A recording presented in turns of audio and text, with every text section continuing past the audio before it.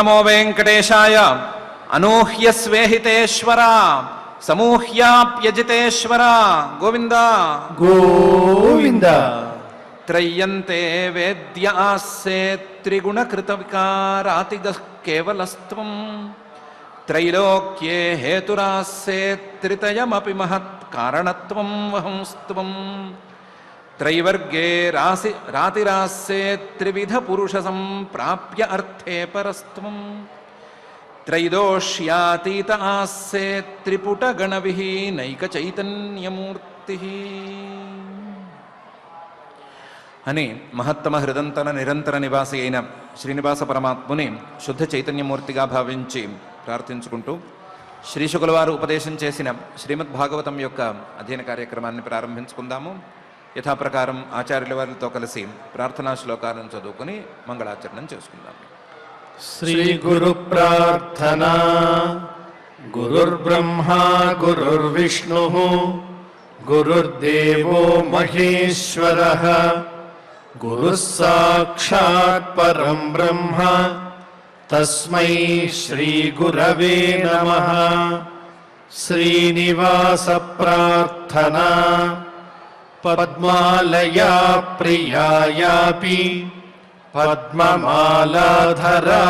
చ పద్మాసనాదిపూజ్యాయ శ్రీనివాసాయ తే నమః. అథ సంకల్పః శ్రీమదాదివరాహ క్షేత్రే విరాజమానస్య నిత్యశుద్ధ బుద్ధ ముక్త స్వభావస్య లీలాగృహీత విగ్రహస్య శ్రీ పద్మావతీ జానేః అనుగ్రహేణ అస్మాకం సర్వేషాం బుద్ధిశుద్ధ్యర్థం విద్యాభివృద్ధ్యర్థం భక్తి జ్ఞాన వైరాగ్యాది తదనుకూల సర్వసంపత్ సమృద్ధ్యర్థం శ్రీ పరమేశ్వర ప్రీత్యర్థం శ్రీమద్భాగవత పాఠం కరిష్యామహే. అస్య శ్రీమద్భాగవత స్తోత్ర మహామంత్రస్య నారద ఋషిః బృహతి ఛందః శ్రీకృష్ణః పరమాత్మా దేవతా బ్రహ్మ బీజం భక్తిః శక్తిః జ్ఞానవైరాగ్యే కీలకం అస్మాకం శ్రీమద్భగవత్ప్రసాద సిద్ధ్యర్థే పాఠే వినియోగః ధ్యానం నారాయణాఖ్య పరసేతు సమాప్తి హేతుం వ్యాస ప్రసూత శుకనావిక భావకోలాం సంసార సాగర గభీరతయాతు భీతాః నావం సమారుహత భాగవతం సుయోగ్యాం. శ్రీ గురుభ్యో నమః. నారద మహర్షి గారు భారతవర్షంలో నరనారాయణ రూపంలో ఉండేటువంటి పరమాత్మను కొలుస్తూ ఉంటారు అని శ్రీశుకుల వారు చెప్పారు. నరనారాయణ రూపానికి కావలసినటువంటి మంత్రాన్ని నారద మహర్షి గారు జపం చేసేటువంటి మంత్రాన్ని ప్రత్యేకించి చెప్పారు. ఆ నారద మహర్షి గారు నరనారాయణుని గురించి చేసిన స్తుతిని గట్టిగా చెప్పారు. నారద మహర్షి గారు చేసిన స్తుతిలా లేదు, జీవులకు పరమాత్మ ఏ రకమైనటువంటి సూచన చేస్తాడు అనేటువంటి తీరులో ఉంది. జీవులు చేసేటువంటి తప్పులను పరమాత్మ ఎలా సరిదిద్దుతున్నాడు అనే తీరులోనే ఉంది. జీవులు మేము కర్తలము అని భావిస్తారు, దానికి వ్యతిరేక దిశలో పరమాత్మ నడుచుకుంటూ ఉంటాడు. జీవులు ఒక్కొక్క దేహంలో ఉండి ఆ దేహంలో ఉండేటువంటి ఆకలి దప్పిక లాంటి వాటిని అనుభవిస్తారు, వాటికి వ్యతిరేక దిశలో దేహాలన్నిటిలోనూ ఉండేటువంటి పరమాత్మ ప్రవర్తిస్తాడు. జీవులు తాము చూసేటువంటి వస్తువులతో సంబంధాన్ని రోజు రోజుకి పెంచుకుంటూ ఉంటారు, కానీ పరమాత్మ మాత్రం అలా ఉండడు. ఆయన అసక్త వివిక్త సాక్షిగా ఉంటాడు అని చెప్పారు. అసక్త వివిక్త సాక్షిగా ఉండేటువంటి ఈ పరమాత్మను తెలుసుకోవాలన్నా, ఈయన్ని అనుసరించాలన్నా, ఈయనే ఉన్నట్లుగా మనం ఉండాలన్నా సరే నైపుణ్యం కావాలి. ఆ నైపుణ్యం యోగేశ్వరుడే అందించాలి అని కూడా చెప్పారు. ఇదం హి యోగేశ్వర యోగ నైపుణం హిరణ్యగర్భో భగవాన్ జగాదయత్ యదంతకాలే త్వయి నిర్గుణే మనో భక్త్యా దధీతోజ్జిత దుష్కలేబరః అనేటువంటి శ్లోకంలో ఆ విషయాన్ని కూడా చెప్పారు. యోగ నైపుణం అంటే ఈ కర్తృత్వము, ఈ దృష్టి ఇవన్నీ లేకుండా నిరంతరము భక్తితో ఆ పరమాత్మ మీదనే మనస్సును ఉంచటం అనేటువంటిదే యోగం. ఆ యోగాన్ని హిరణ్యగర్భుడు చెప్పాడు యోగశాస్త్రంలో. ఆ యోగాన్ని అనుగ్రహించవలసింది అనే ప్రార్థనను చేసి చూపించారు. ఈ యోగాలు ఇవన్నీ ఎందుకు? ఉన్న వాటిని ఏదో అనుభవిస్తూ ఉంటే సరిపోతుంది కదా అని ఎవరికైనా ఓ పిచ్చి సందేహం వస్తే దానికి కూడా సమాధానం పై శ్లోకంలో చెప్పారు. యథైహి కాముష్మిక కామలంపటః సుతేషు దారేషు ధనేషు చింతయన్ శంకేత విద్వాన్ కుకలేవరాత్యయాత్ యస్తస్య యత్నః శ్రమ ఏవ కేవలం అని. ఈ యోగాలు పాడు మనకెందుకు? ఏదో మంచి పని చేస్తున్నాము, ఏదో నడిపిస్తున్నాము, బండి నడుస్తోంది అని అనుకుంటే, యథా ఐహిక ఆముష్మిక కామలంపటః, ఈ లోకంలో ఫలితాలు కావాలి, ఏదో పై లోకాలకు వెళ్ళి స్వర్గ సుఖాలను అనుభవించాలి అనేటువంటి కోరికలతో లంపటంగా ఉండేటువంటి వాడు, ఏదో నడుస్తోంది అనేటువంటి వాడు, వీళ్ళిద్దరికీ ఏం తేడా లేదు. యథా ఐహిక అముష్మిక కామలంపటః తథైవ అయమపి సుతేషు దారేషు ధనేషు చింతయన్, నాకు పిల్లలు కలగాలి లేదా నా పిల్లలు అభివృద్ధిలోకి రావాలి అనేటువంటి ఆలోచనలు చేస్తూ ఉండేవాడికి, దారేషు నా భార్యకు కావాల్సిన నగలు నట్రా చేయించుకోవాలి అనే ఆలోచనలే చేస్తూ ఉండేవాడికి, ధనేషు నా ఆస్తి పెంచుకుంటూ ఉండాలి అనే ఆలోచన చేసేవాడికి, వీటి తాలూకు యోగక్షేమాల మీదే ఆలోచనలన్నీ ఉన్నటువంటి వాడికి, ఈ ప్రశ్న వేసిన వాడికి తేడా లేదు. సుతేషు దారేషు ధనేషు చింతయన్, ఈ ప్రశ్న వేసినవాడు ఈ యోగాలు ఇవన్నీ మనకెందుకు అనే ప్రశ్న వేసినవాడు విద్వాన్, ఎంత తెలివైనవాడు, ఎంత పండితుడు అయినా సరే చివరికి వీళ్ళలాగానే ఉంటాడు. ఎవరిలాగా ఉంటాడు? యథా ఐహిక ఆముష్మిక కామలంపటః సుతేషు ధారేషు ధనేషు చింతయన్, వీళ్ళందరూ ఎలా ఉన్నారో అలాగే ఉంటాడు. వీళ్ళందరూ ఎలా ఉంటారు అంటే కుకలేవరాత్యయాత్ శంకేత, ఈ శరీరం పాడైపోతూ ఉండగా, ఈ పాడైపోతున్నటువంటి శరీరం ఎప్పుడు పూర్తయిపోతుందో, ఈ శరీరాన్ని ఎప్పుడు విడిచిపెట్టవలసి వస్తుందో అనే బాధతో ఈ సందేహంతోనే ఉంటాడు. చివరికి మిగిలేది ఈ సందేహం.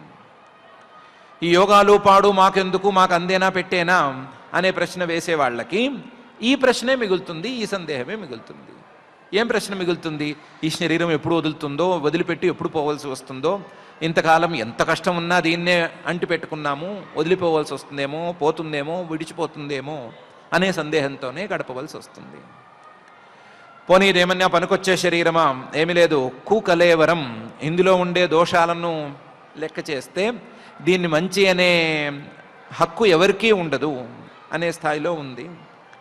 ఇలాంటి కుకలేవరాత్యయాత్ శంకేత విద్వాన్ యః తస్య, ఇలాంటి ప్రశ్న వేసి యోగాలు మావి మనకెందుకు అనే ప్రశ్న వేసి ఈ శరీరం ఎప్పుడు ఊడిపోతుందో అనేటువంటి సందేహంతో బతికేటువంటి వాడికి యత్నః శ్రమ ఏవ కేవలం, ఏ ప్రయత్నం చేసినా సరే ఆ ప్రయత్నం శ్రమ మాత్రమే అవుతుంది. మంచిగా ఉన్నానని అనుకుంటున్నాడు కదా, ఆ మంచితనం మొత్తం ఈ శరీరాన్ని విడిచిపెట్టవలసి వస్తుందేమో అనే బాధకే పర్యవసానంగా మారిపోతే, ఆ పర్యవసానంలోకే వెళ్ళిపోతే ఇంకెందుకది? యస్తస్య యత్నః శ్రమ ఏవ కేవలం, శ్రమే కదా. ఒకవేళ అతను చాలా శాస్త్ర పరిశ్రమ చేస్తున్నాడు, చాలా తెలుసు, చాలా గొప్పవాడు అని అనుకున్నాం, అతని యొక్క పరిశ్రమ మొత్తం కూడా ఈ యోగాన్ని, పరమాత్మ సూచన చేసినటువంటి ఈ అకృతృత్వం మొదలైన వాటిని తెలుసుకోలేకపోతే, వాటిని అందుకోలేకపోతే యస్తస్య యత్నః శ్రమ ఏవ కేవలం, శ్రమ మాత్రమే అవుతుంది. ఎంత గొప్ప పని చేసినా లేదా ఎంత గొప్ప జ్ఞానాన్ని సాధించినా ఈ శరీరం విడిచిపెట్టిపోవాల్సి వస్తుందేమో అనే సందేహమే గనక మిగిలితే, అందులోనూ ఆ సందేహానికే చివరికి చేరుకోవలసి వస్తే ఆ ప్రయత్నాలన్నీ వ్యర్థమైపోయినట్లే కదా. బాధతో విడిచిపెట్టవలసి వస్తే ప్రయత్నాల్లో లోపం ఉన్నట్లే కదా. నేను చెప్పేటువంటి ప్రయత్నం, నేను చెప్పేటువంటి విధానం ఈ బాధను దూరం చేసేటువంటి విధానం, ప్రయత్నము.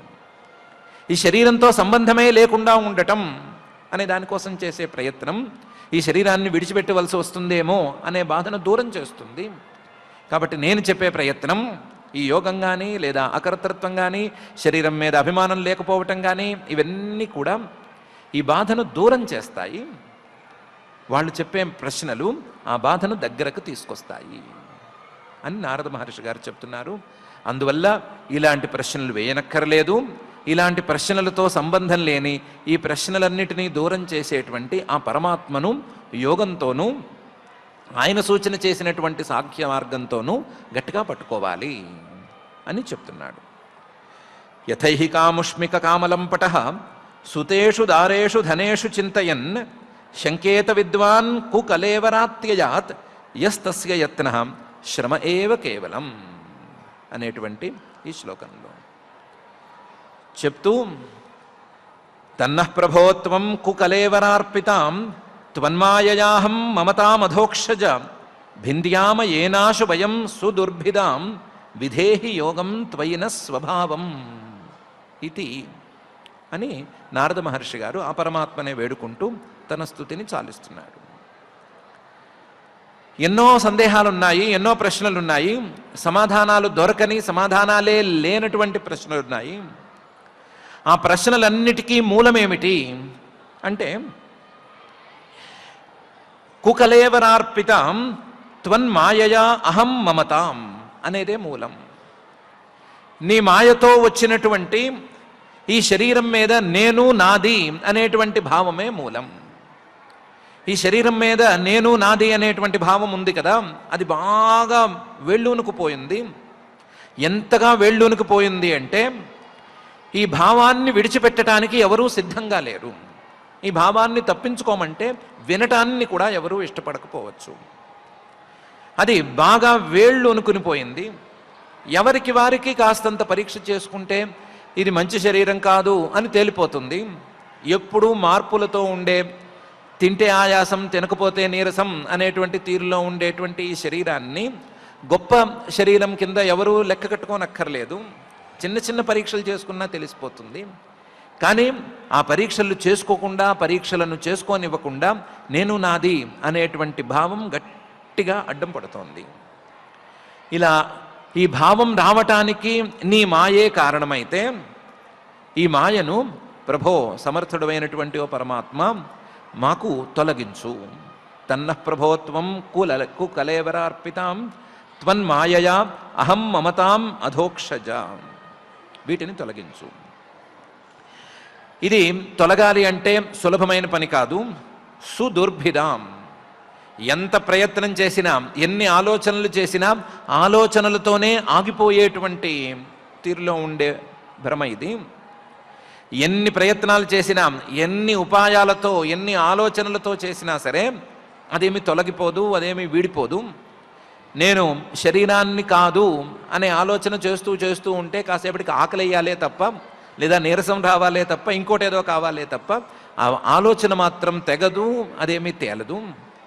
అలాంటి సుదుర్భిదాం, ఎవరు భేదించలేనటువంటి ఈ మాయని లేదా ఈ మాయతో వచ్చినటువంటి అహం మమత, వీటిని భింద్యామ ఏన, మేము ఏం చేస్తే దాటుతాము, ఏం చేస్తే దీన్ని తొలగించుకుంటాము అని చూసి ఉపదేశం చేయవలసింది. భింద్యామయేన ఆశు వయం, వెంటనే పోవాలి, తప్పనిసరిగా పోవాలి, అలాంటి ఉపాయాన్ని అందించవలసింది. అలాంటి యోగం, అలాంటి ఉపాయం ఏమవ్వాలి అంటే యోగమే అవ్వాలి, పరమాత్మే ఉపదేశం చేసిన యోగం అవ్వాలి. అలాంటి యోగాన్ని విధేహి యోగం, మాకు ఉపదేశం చెయ్యి, మాకు అందించు. విధేహి యోగం త్వయి నహ స్వభావం, ఆ యోగాన్ని మాకు ఉపదేశం చేయి, ఆ యోగ బలంతో మేము మా అహం మమత వీటిని పోగొట్టుకుని అహం మమతాభావాలను పక్కన పెట్టేసి నీ మీదే బుద్ధిని ఉంచుకునేటట్లుగా తయారవ్వాలి. త్వయి నా, నీ మీదే బుద్ధి కుదరాలి. ఆ కుదిరినటువంటి బుద్ధి స్వభావ సిద్ధంగా మారిపోవాలి. ఆ బుద్ధి తాలూకు వాసనలే మా యందు నిరంతరం ప్రవహిస్తూ ఉండాలి అని నారద మహర్షి గారు అంటున్నారు. ఎన్నో ప్రశ్నలు వస్తాయి, అవేం పెద్ద విలువైన ప్రశ్నలు కావు. ప్రశ్నలకు మూలమైందే అసలు విలువైంది. ప్రశ్నలకు మూలమేమిటి అంటే ఈ శరీరం మీద వేళ్ళు ఉనుకుని పోయిన నేను నాది అనేటువంటి భావము. ఈ భావాన్ని తప్పించుకోలేక, ఈ భావాన్ని దాటలేక, ఈ భావానికి విరుద్ధంగా ఏ మాట విన్నా దాన్ని ప్రశ్న వేయటం, దాన్ని ప్రశ్నించటం అనే అలవాటు వినేవాళ్ళకు వస్తోంది. అంతకు మించి ఆ ప్రశ్నల్లో విలువేమీ లేదు. ఈ భావాన్ని దాటాలి అంటే ఈ ప్రశ్నలు వేస్తూ కూర్చుంటే లాభం లేదు. ఈ భావాన్ని దాటడానికి ఉన్నటువంటి యోగాన్ని అభ్యాసం చేయాలి. యోగాన్ని అభ్యాసం చేయాలి అంటే ఈ భావాన్ని దాటితే ఏం మిగులుతుంది అంటే ఈ భావాన్ని దాటితే ఆ పరమాత్మ జ్ఞానం అనేది మిగులుతుంది. ఆ పరమాత్మ జ్ఞానం దాని తాలూకు వాసనల్లో పెంచుకోవాలి. ఈ శరీరం మీద అహం మమతాభావం అనేది రకరకాల సంస్కారాలతో గట్టిగా వేళ్ళూనుకుని పోయినంది కదా. ఈ సంస్కారాలను పోగొట్టేటువంటి యోగాన్ని, కొత్త మంచి సంస్కారాలను తెచ్చిపెట్టేటువంటి యోగాన్ని సాధించుకోవాలి. సాధించుకుంటే ఈ ప్రశ్నలు ఇవన్నీ పోతాయి. ప్రశ్నలకు మూలమైనటువంటి అహం మమతాభావం ఇది కూడా పోతుంది. అలాంటి యోగాన్ని మాకు అందించవలసింది. ఈ యోగం అందనిదే ఎవరూ తెలివైన వాళ్ళు కాదు, ఈ యోగం అందనిదే ఎవరూ జ్ఞానులు కారు అని నారద మహర్షి గారు చాలా చక్కగా అంటున్నారు. తన్న ప్రభోత్వం కుకలేవరార్పితాం త్వన్మాయయా అహం మమతామధోక్షజ భింద్యామ ఏనాశు వయం సుదుర్భిదాం విధేహి యోగం త్వయిన స్వభావం ఇది అని. ఈ మాటతో నారద మహర్షి గారు తాను ఉపాసన చేసేటువంటి నరనారాయణమూర్తిని స్తుతి చేయటం అనే దాన్ని పూర్తి చేసేశారు. ఈ పూర్తితో నారద మహర్షి గారు చేసిన ఈ స్తుతి పూర్తి అవ్వటంతో మొత్తం 9 వర్షాలలోనూ 9 పరమాత్మ యొక్క రూపాలు, ఆ పరమాత్మ రూపాలను ఉపాసన చేసినటువంటి వాళ్ళు చేసిన మంత్ర జపము, వాళ్ళు చేసినటువంటి స్తుతి, వాళ్ళు పరమాత్మను చూసిన తీరు, వీటన్నిటిని గురించి శ్రీ శుకుల వారు చెప్పేటువంటి విధానం కూడా ఇక్కడికి పూర్తయింది. అందులో ఇలావృతం అనేటువంటి వర్షం మొదటి వర్షం అయితే అందులో సంకర్షణ రూపంలో భగవంతుడున్నాడు, ఆయన్ని పరమేశ్వరుడు ఉపాసిస్తున్నాడు అని చెప్పారు. భద్రాశ్వ వర్షం రెండో వర్షం, అందులో హయగ్రీవమూర్తిగా ఉన్నాడు భగవంతుడు, ఆయన్ని భద్రశ్రవాహ అనేటువంటి ఆయనతో ఉండే మిగతా వాళ్ళు ఉపాసిస్తున్నారని చెప్పారు. హరివర్షంలోనేమో నరసింహ రూపంలో ఉన్నటువంటి భగవంతుడిని ప్రహ్లాదుడు, ఆయనతో కూడా ఉండేటువంటి రాక్షసులు వాళ్ళందరూ ఉపాసిస్తున్నారు అని చెప్పారు.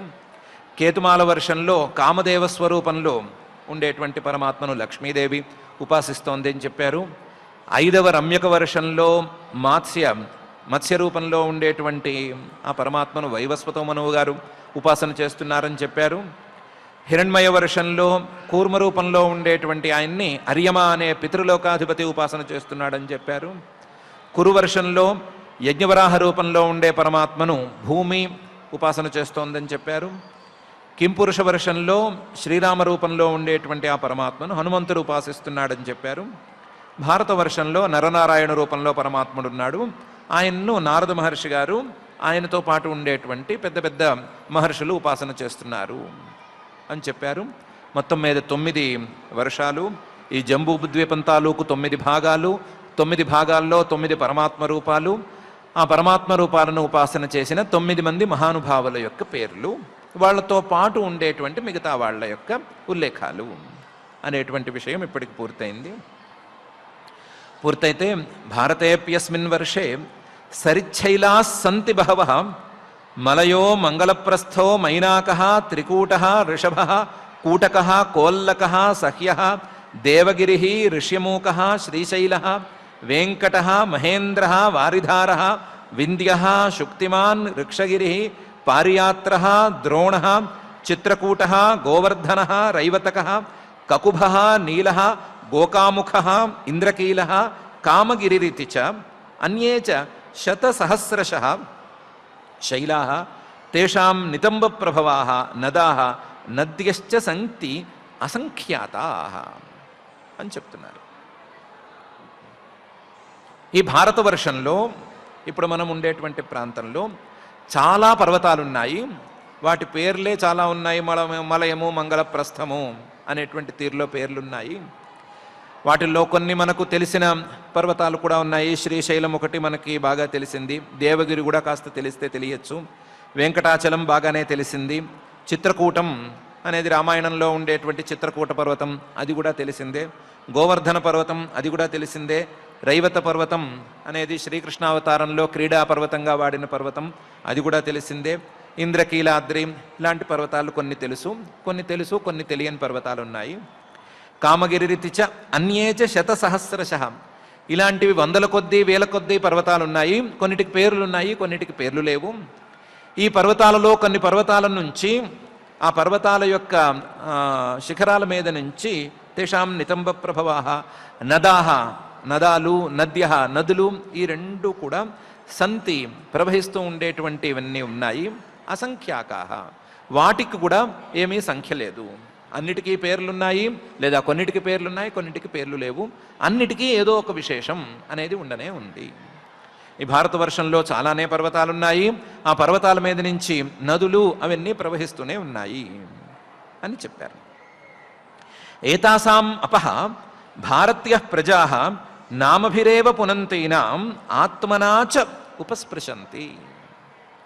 ఈ పర్వతాల మీద నుంచి జాలువారేటువంటి నదులున్నాయి కదా, ఆ నదులన్నీ కూడా చాలా పవిత్రమైనటువంటి నదులు.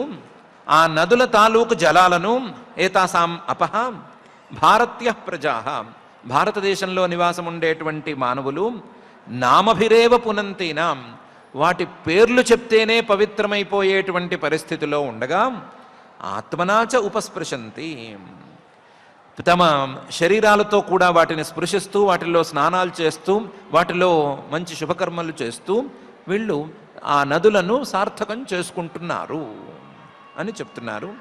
ఇలా సార్థకం చేసుకోవాలి అనైనా చెప్తున్నారు. ఏతాసామపః భారత్యః ప్రజాః నామభిరేవ పునంతీనాం ఆత్మనాచ ఉపస్పృశంతి అని. వాటిల్లో కొన్ని నదుల పేర్లను మాత్రం ఆయన చెప్తున్నారు. చంద్రవస, తామ్రపర్ణి, అవటోద, కృతమాల, వైహాయసి, కావేరి, వేణి, పయస్విని, శర్కరావర్త, తుంగభద్ర, కృష్ణ, వేణ్య, భీమరథి, గోదావరి, నిర్వింధ్య, పయోష్ణి, తాపి, రేవ, సురస, నర్మదా చర్మణ్వతి, సింధు, అంధ, షోణశ్చ నదౌ, మహానదీ, వేదస్మృతి, ఋషికుల్య, త్రిసామ, కౌశికి, మందాకిని, యమునా, సరస్వతి, దృషద్వతి, గోమతి, సరయూ, రోధస్వతి, సప్తవతి, సుషోమ, శతద్రూహు, చంద్రభాగ, మరుద్వృధ, వితస్త, అసిక్ని, విశ్వ ఇది మహానద్యః అని 23 చిల్లర నదుల పేర్లను చూపిస్తున్నారు. వీటిల్లో కూడా కొన్ని నదుల పేర్లు మనకు తెలుసు. కొన్ని నదులు ఉన్నాయి, కానీ ఆ నదుల యొక్క పేర్లు ప్రస్తుతం వ్యవహారంలో మారిపోయి ఉండవచ్చు. కొన్ని నదులు వాటి పారుదల తీరును మార్చుకుని ఉండొచ్చు. కొన్ని నదులను మనమే చక్కగా ప్రవహించకుండా ఆపివేసి కూడా ఉండవచ్చు, పాడు కూడా చేసి ఉండొచ్చు. అలాంటివన్నీ కూడా ఉన్నాయి. వీటిల్లో తెలిసినవి కావేరి, తుంగభద్ర, కృష్ణ, వేణి, వేణ్య, భీమరథి, గోదావరి, తాపి, రేవ అంటే నర్మదా చండ్మన్మతి అని వేరే నది, సింధు అనేటువంటి నది, బ్రహ్మపుత్ర, అంధ అంటే బ్రహ్మపుత్ర, శోణ అనేటువంటి 2 నదులు కాని నదాలు, మహానది, అలాగే మందాకిని, గంగానది, యమున, సరస్వతి, గోమతి, నైమిషారణ్యంలో ప్రవహించేటువంటి గోమతి, సరయు, అయోధ్యలో ఉండే సరయు, ఇలాంటి నదులు కొన్ని మనకు తెలిసినవి ఉన్నాయి. తెలియని పేర్లున్న నదులున్నాయి. మన ఇంటి పక్కనే పారుతూ కూడా ఉండవచ్చు, కానీ ఆ నది పేరు తెలియదు. అది నది అనేటువంటి భావన మనకు లేదు. పాడు చేద్దాము, డ్రైనేజ్ కింద మార్చుకుందాము అనేటువంటి భావనలో మనం ఉన్నాము. కాబట్టి నదులున్నాయి. ఆ నదులలో పవిత్ర జలాలు ఉండేందుకు అవకాశము ఉంది, కానీ వాడుకునేందుకే మన దగ్గర సరి అయిన శ్రద్ధ లేదు అనేది వేరే విషయం. శుక్ల లోహిత కృష్ణ వర్ణేన స్వారబ్ధేన కర్మణ దివ్య మానుష నారక గతయ బహ్వ్యః ఆత్మనః ఆనుపూర్వ్యేణ సర్వాహ్యేవ సర్వేషాం విధీయంతే యథావర్ణ విధానం అపవర్గశ్చాపి భవతి అని ఇంకొక గొప్ప విషయాన్ని చెప్తున్నారు. అస్మిన్నేవ వర్షే, ఈ భారతవర్షంలో పురుషైర్లబ్ధ జన్మభి, జన్మ అనేది ఎవరికైతే వచ్చిందో ఈ భారతవర్షంలో జన్మను అందుకున్నటువంటి వాళ్ళకి శుక్ల లోహిత కృష్ణ వర్ణేన స్వారబ్ధేన కర్మణ, తాము చేసుకున్నటువంటి కర్మలకు తగ్గట్లుగా జన్మలు వాటి ఫలితాలు వచ్చి తీరుతాయి కదా. వాళ్ళు గనక శుక్ల పరిశుద్ధమైన పుణ్యకర్మలనే చేసుకున్నారు అంటే దానికి తగ్గ జన్మ, దానికి తగ్గ ఫలితం వస్తుంది. కృష్ణ కేవలం పాపకర్మే చేసుకుంటే ఈ భారతదేశంలోనే, ఈ భారతవర్షంలోనే దానికి తగ్గట్లుగా ఏ కుక్కో నక్కగా పుట్టడం అనేది జరుగుతుంది. మిశ్ర కలిసి ఉంటే గనక కొంచెం ఇటు అటుగా ఉండేటువంటి జన్మలు తగలచ్చు. స్వారబ్ధేన కర్మణ, తాము చేసుకున్నటువంటి కర్మ, ఆ కర్మ తన పనిని ప్రారంభిస్తే దివ్య మానుష నారక గతయ, దివ్యం కొంచెం గొప్పగాను, నారక కొంచెం దుఃఖం ఎక్కువగా ఉండేటువంటి జన్మలుగాను, మానుషగతయ మనిషిలాగా కొంచెం సమానంగా ఉండేటువంటి జన్మలుగాను, ఆ జన్మలలో ఉండేటువంటి తీరులు వీటన్నిటితో కలిసి ఉంటారు.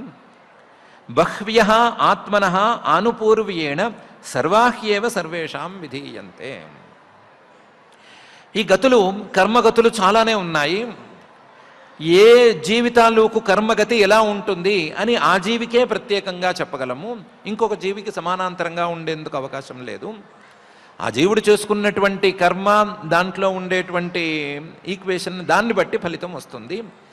కానీ సర్వాహ్యేవ సర్వేషాం విధీయంతే, అందరూ పుట్టిన ప్రతి వాళ్ళు కూడా, పుట్టిన ఎవరైనా సరే వాళ్ళందరూ కూడా ఈ కర్మగతులలో ఏదో ఒక గతికి లోనై ఉండవలసిందే. సర్వాహ్యేవ సర్వేషాం విధీయంతే, కర్మానుసారేణ వాళ్ళు చేసుకున్నటువంటి కర్మలకు తగ్గట్లుగా ఆ కర్మగతి కర్మఫలితం అనేది ఉంటుంది. కర్మగతి కర్మఫలం ఉంటుంది అనేమి బెదిరించటం లేదు. యథావర్ణ విధానం అపవర్గశ్చాపి భవతి. ఇక్కడ పుట్టిన వాళ్ళు ఎవరైనా సరే ప్రయత్నం మొదలు పెడితే వాళ్ళకి తప్పనిసరిగా మోక్షం కూడా లభిస్తుంది. మోక్షం కూడా తప్పనిసరి. ఆ మోక్షం అనేది యథావర్ణ విధానం ఎవరికైనా లభిస్తుంది. ఏ వర్ణంలో పుట్టిన వారికైనా లభిస్తుంది. ఏ వర్ణంలో ఏ ఆశ్రమంలో ఉన్న వారికైనా సరే తప్పనిసరిగా మోక్షం అనేది లభిస్తుంది. కానీ ఏ వర్ణంలో పుట్టిన వారికి మోక్ష విధానం ఏమిటి, ఏ వర్ణంలో ఏ ఆశ్రమంలో ఉన్న వారికి ఏ ద్వారం గుండా, ఏ మార్గం గుండా మోక్షాన్ని సాధించుకునేందుకు అవకాశం ఉంది అని శాస్త్రం ఉంది. దానికి తగ్గట్లుగా శాస్త్రాన్ని మీరకుండా యథావర్ణ విధానం అపవర్గశ్చాపి భవతి. నాకేదో మోక్షం కావాలి అనుకుని ఉపనిషత్తులను తవ్వేస్తాను, పిండేస్తాను అనుకుంటే సరిపోదు. ఏం చెయ్యాలి అనేది నిర్దిష్టమైనటువంటి విధానం ఉంది. ఆ నిర్దిష్టమైన విధానంలో సరిగ్గా కనుక ప్రయత్నం చేసుకుంటే, శాస్త్రాన్ని మీరకుండా, శాస్త్రాన్ని ఎదిరించకుండా, ఓట్రించకుండా కనుక ప్రయత్నం చేసుకుంటే అందరికీ మోక్షం అనేది కూడా తప్పనిసరి అని ఒక విషయాన్ని చెప్తున్నారు. అస్మిన్నేవ వర్షే పురుషైః లబ్ధజన్మభిః శుక్ల లోహిత కృష్ణవర్ణేన స్వారబ్ధేన కర్మణా దివ్యమానుష నారక గతయః బహ్వ్యః ఆత్మనః అనుపూర్వ్యేణ సర్వాహ్యేవ సర్వేషాం విధీయంతే యథావర్ణ విధానం అపవర్గశ్చాపి భవతి అనే ఈ గద్యంలో మనుషులకైనా లేదా ఈ భారతదేశంలో పుట్టిన వాళ్ళకి, భారతవర్షంలో పుట్టిన వాళ్ళకైనా మోక్షము, మిగతా వాళ్ళకి లేదా అనే ప్రశ్న కాదు. ఇక్కడ ఉన్న వాళ్ళకి దొరుకుతుంది అని ఇంతవరకే చెప్పటము. ఇక్కడ లేని వాళ్ళకి లేదా వేరే చోట ఉన్న వాళ్ళకి ఉందా లేదా అంటే అది వేరే విచారణ. ఇప్పుడు ప్రస్తుతం భారతవర్షం గురించి మాట్లాడుకుంటున్నాం కాబట్టి ఇక్కడ ఉన్న వాళ్ళకి ఉంటుంది అని చెప్తున్నాము. తదుపరి అపి బాదరాయణ సంభవాత్ అనేటువంటి బ్రహ్మసూత్రాన్ని తీసుకుంటే ఈ భారతవర్షమే కాకుండా ఎక్కడ ఉన్న వాళ్ళకైనా, ఈ భూమి మీద కాక ఏ లోకంలో ఉన్న వాళ్ళకైనా సరే ప్రయత్నం చేస్తే మోక్షం అనేది సాధ్యపడుతుంది అనే విషయం ఉండనే ఉంది. ఆ సూత్రంలోనైనా ఈ గద్యంలోనైనా ఉన్నది ఒకటే, ప్రయత్నం చేస్తే మోక్షం సాధ్యపడుతుంది అని. ఆ విషయం చెప్పడం కోసమే ఈ అంశాన్ని చెప్తున్నాము. ప్రయత్నం చేసిన వారికి మోక్షము తప్పనిసరి అనే విషయాన్ని చెప్తున్నాము అని శ్రీ శుక్ల వారు అంటున్నారు.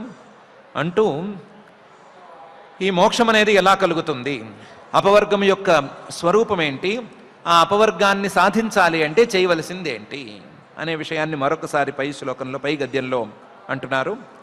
యోసౌ భగవతి సర్వభూతాత్మని అనాత్మీయే అనిరుక్తే అనిలయనే పరమాత్మని వాసుదేవే అనన్య నిమిత్త భక్తియోగ లక్షణ నానాగతి నిమిత్తా విద్యాగ్రంథిరంధనద్వారేణ యదాహి పురుష ప్రసంగ అని. మోక్షస్వరూపం అంటే వేరే ఏమి లేదు, పరమాత్మ మీదే కలిసి ఉండటం, పరమాత్మ మీదే మనసును ఉంచడం ద్వారా పరమాత్మలో కలిసిపోవటం. ఆ పరమాత్మ ఎలాంటి వాడు? భగవతి, భగవంతుడు చెప్పుకుంటూనే వస్తున్నాము. సర్వభూతాత్మని, సమస్త ప్రాణులకు ఆత్మగా ఉండేటువంటి వాడు ఆయన సర్వభూతాత్మని. అనాత్మీయే, ఏ శరీరంతోనూ సంబంధం లేనటువంటి వాడు అనాత్మీయే. అనిరుక్తే, ఆ పరమాత్మను ఇదమిత్తంగా నిరూపణ చేసి చెప్పలేము, ఏ శబ్దంతోనూ పరమాత్మను కొలిచి ఇదమిత్తంగా నిర్ణయించి చెప్పలేము అనేటువంటి తీరులో ఉండేవాడు. ఆ నిలయనే, ఆ పరమాత్మ ఎక్కడ ఒక ఆధారాన్ని, ఒక ఆశ్రయాన్ని అంటిపెట్టుకునేమీ ఉండడు, అన్నిటా ఉంటాడు, అన్నిటికీ తాను ఆశ్రయంగా ఉంటాడు. అలాంటివాడు.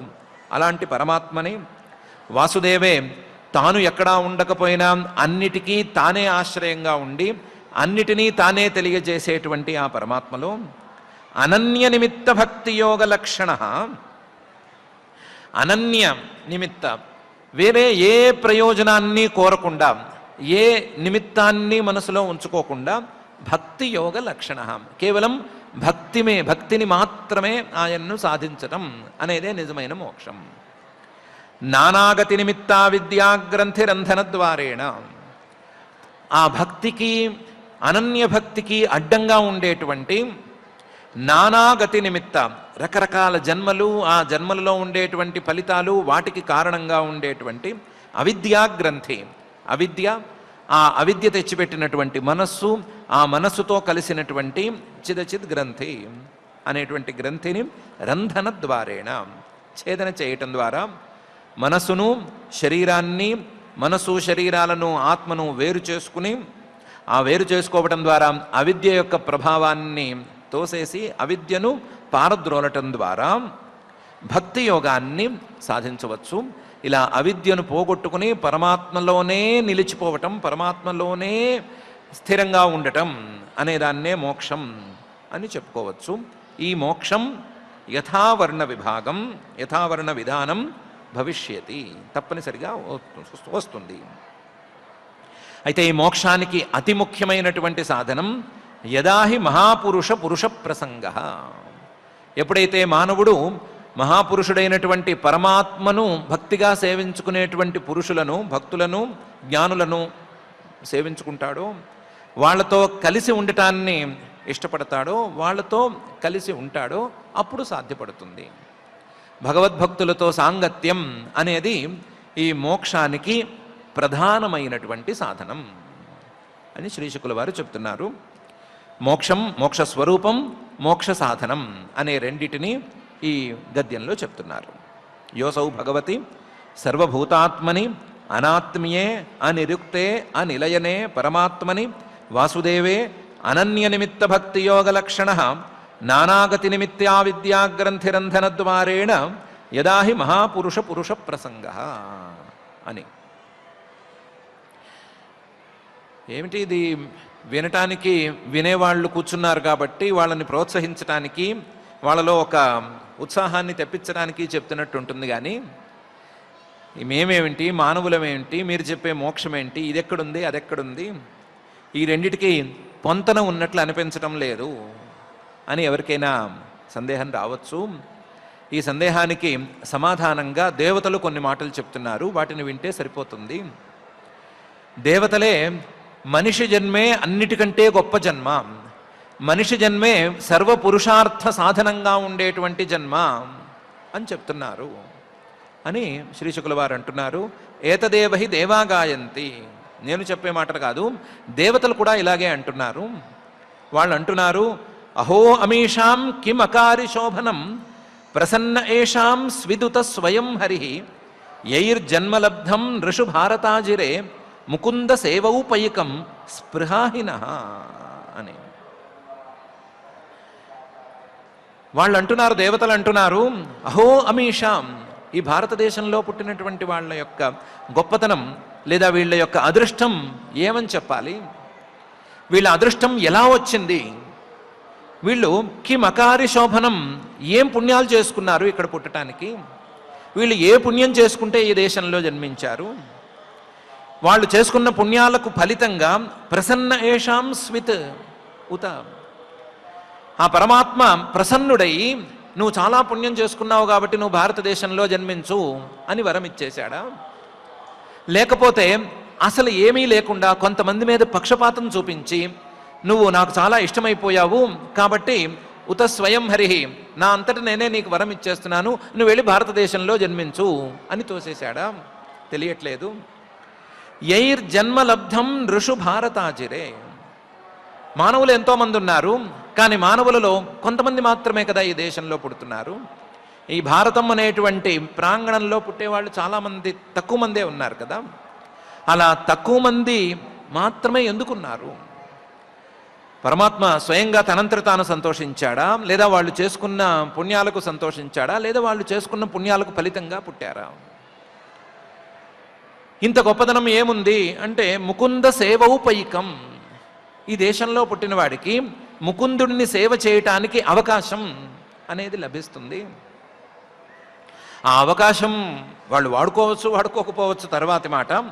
ఆ అవకాశం ఎంత గొప్పది అంటే స్పృహాహిన, మాకు కేవలం ఆ ముకుందుణ్ణి సేవించుకోవాలి అనేటువంటి కోరిక అయితే ఉంది, కోరిక మాత్రమే ఉంది. కోరిక మీరి కోరికను నిజం చేసుకునేటువంటి అవకాశం మాకు లేదు. స్వర్గంలో ఉన్నాము, స్వర్గంలో చాలా గొప్ప గొప్ప పదార్థాలు ఉన్నాయి. ఏ పదార్థము ఆ ముకుందుణ్ణి సేవించుకోవటానికి పనికిరాదు. ఈ స్వర్గంలో ఉండేటువంటి ప్రతి వస్తువు భోగ్య వస్తువే కానీ ముకుందుణ్ణి, ఆ పరమాత్మను సేవించుకోవడానికి పనికొచ్చే వస్తువు కాదు. పూలున్నాయి, కానీ ఆ పూలు మేము వాసన చూసుకోవాల్సిందే తప్ప ఆ పరమాత్మకు పూజను చేయడానికి పనికొచ్చేవి కావు.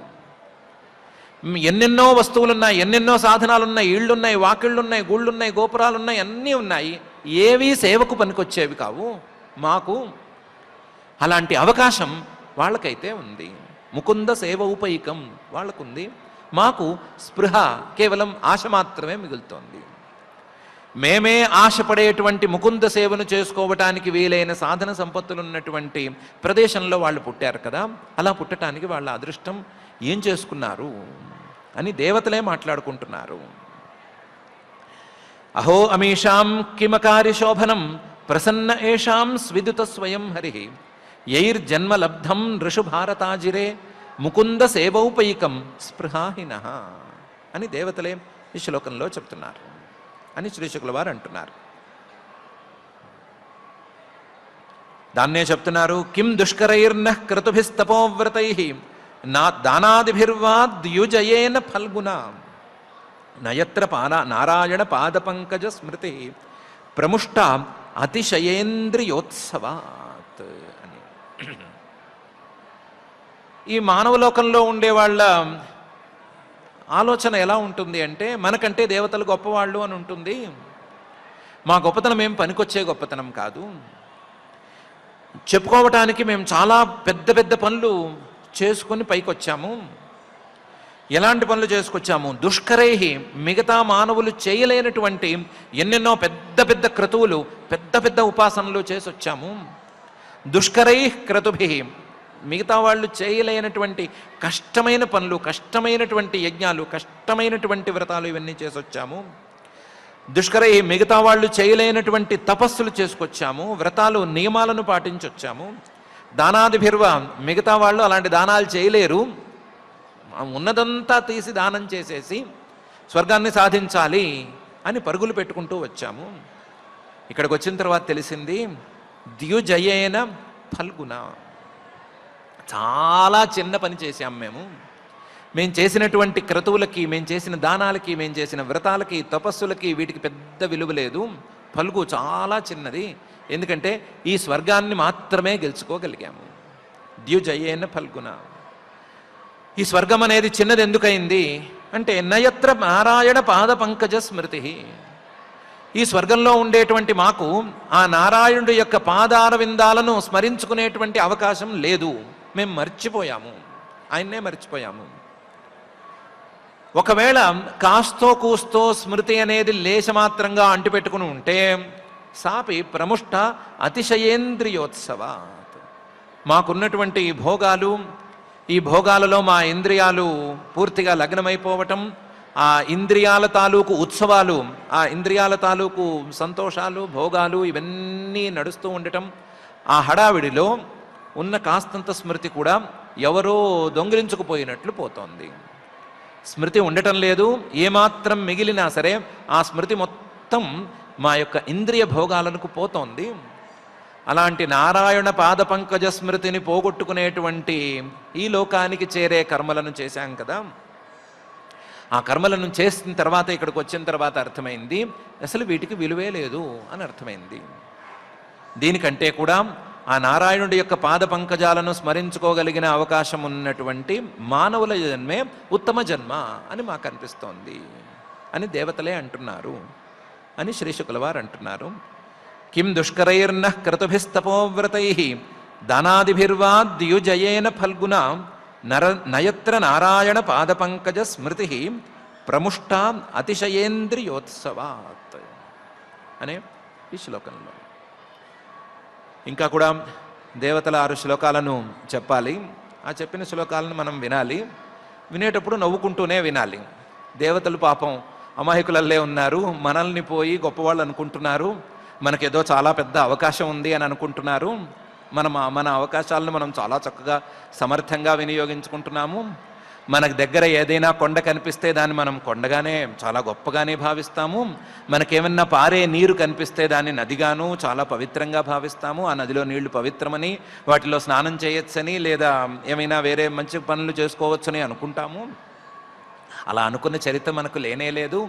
ఏ నదిని చూసినా, ఏ పారే నీటిని చూసినా దాన్ని పాడు చేయటం ఎలా అనే విధానాలనే ఆలోచించుకుంటున్నాము.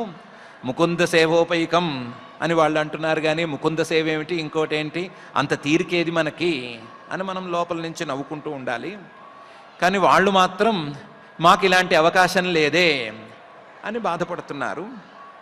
మనం ఏమైనా వాళ్ళు పడుతున్నటువంటి బాధను సరిగ్గా అర్థం చేసుకోగలిగితే మన జన్మ ఎంత గొప్పది, దేవతలే ఇంతగా భావిస్తున్నటువంటి మన జన్మ ఎంత గొప్పది, మన చుట్టూ ఉండేటువంటి పరిసరాలు, మన పక్కన ఉండేటువంటి చిన్న చిన్న గుట్టలు, చిన్న చిన్న పర్వతాలు, చిన్న చిన్న పారే నీళ్లు, కాలవల్లా కనిపించేటువంటివి, చిన్న చిన్న వాగుల్లా కనిపించేటువంటివి, అవన్నీ కూడా ఒక్కొక్కటి శతశః సహస్రశః వందల కొద్దీ వేల కొద్దీ ఉండేటువంటి ఇవన్నీ కూడా ఎంత పవిత్రమైనవి, ఎంతగా మనం వాటిని సద్వినియోగం చేసుకోవచ్చు.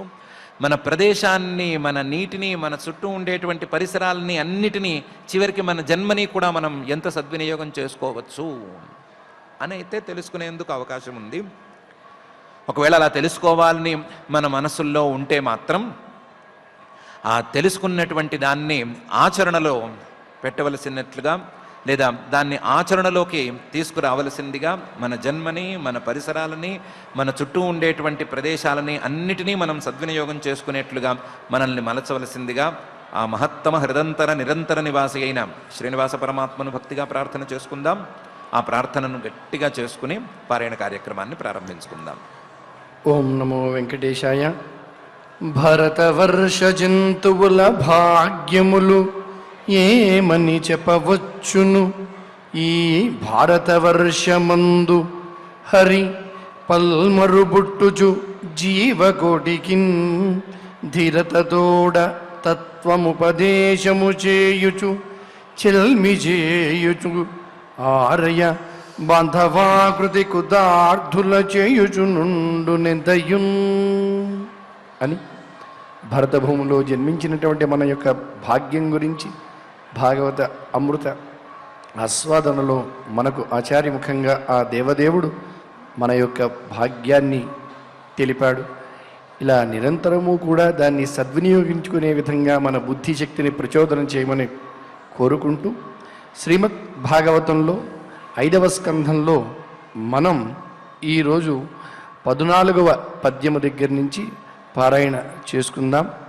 అథ అథ శ్రీమద్భాగవతే శ్రీమద్భాగవతే పారమహంస్యాం సంహితాయాం పారమహంస్యాం సంహితాయాం పంచమస్కంధే పంచమస్కంధే ఏకోనవింశాధ్యాయే ఏకోనవింశాధ్యాయే గద్యపద్యభాగః గద్యపద్యభాగః యథైహికాముష్మికకామలంపటః యథైహికాముష్మికకామలంపటః సుతేషు దారేషు ధనేషు చింతయన్ సుతేషు దారేషు ధనేషు చింతయన్ శంకేత విద్వాన్ కుకలేవరాత్యయాత్ శంకేత విద్వాన్ కుకలేవరాత్యయాత్ యస్తస్య యత్నశ్రమ ఏవ కేవలం యస్తస్య యత్నశ్రమ ఏవ